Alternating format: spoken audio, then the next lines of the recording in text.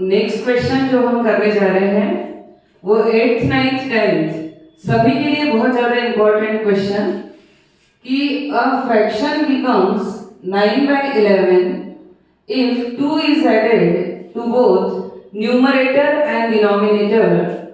ये first case, मतलब यहाँ फुल पॉइंट है, मिस स्टेटमेंट कंप्लीट हो गया।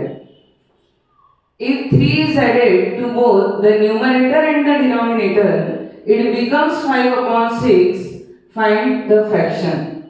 कभी भी जो अननोन वैल्यू है, फाइंड द फ्रैक्शन, तो उसको सपोज करना है। अब फ्रैक्शन मीन्स क्या? तो फ्रैक्शन मीन्स हमारे पास होता है किस फॉर्म में, P/Q फॉर्म में।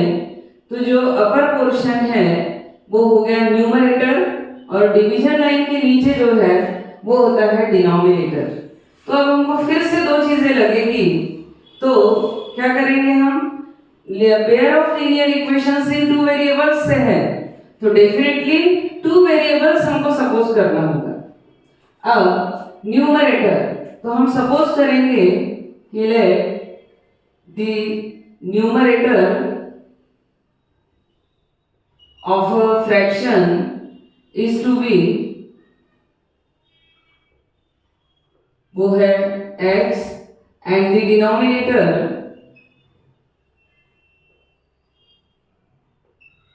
be y। इस तरीके से ये न्यूमरेटर एंड डिनोमिनेटर है।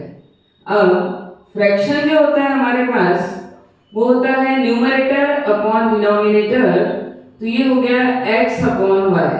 न्यूमरेटर की प्लेस पे x सब्स्टिट्यूट किया और डिनोमिनेटर की प्लेस पे y सब्स्टिट्यूट किया, तो फ्रैक्शन हुआ x upon y।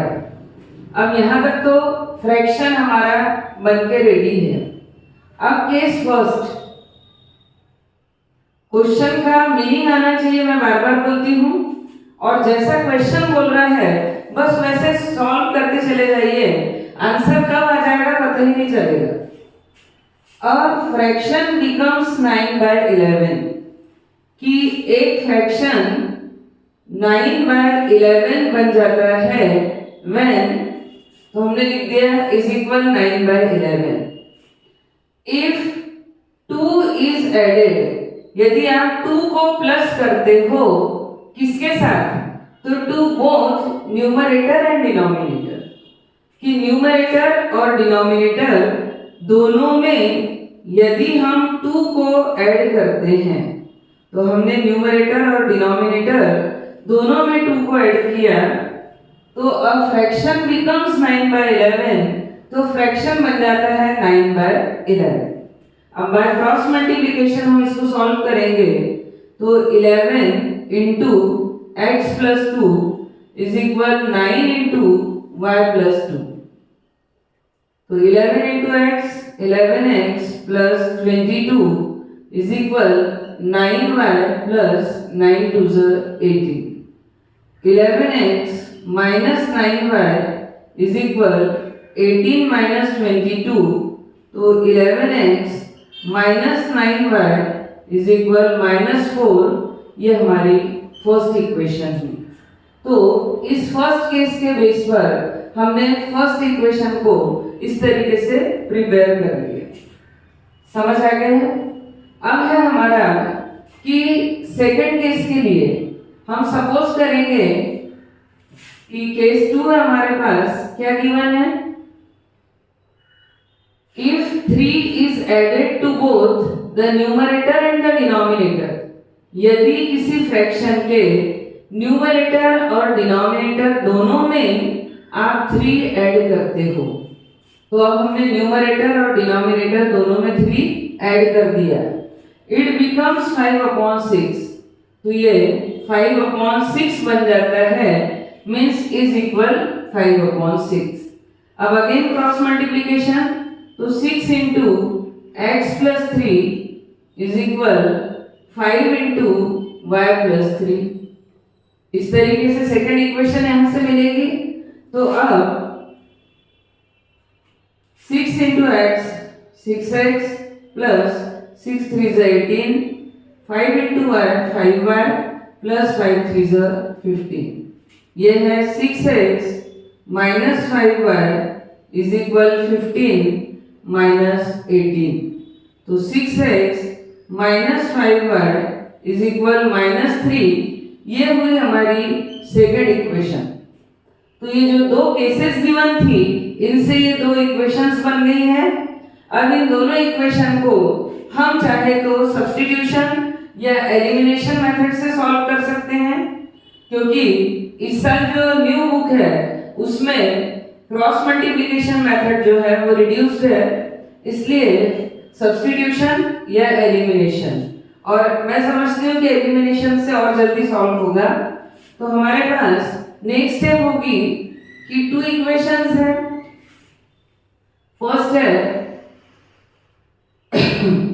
11x minus 9y is equal minus 4 और second one 6x minus 5y is equal minus 3।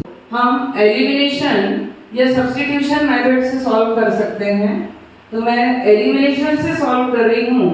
दोनों के x कोएफिशिएंट्स भी सेम नहीं, दोनों के y कोएफिशिएंट्स भी सेम नहीं है। तो अब हम इसको मल्टीप्लाई करेंगे।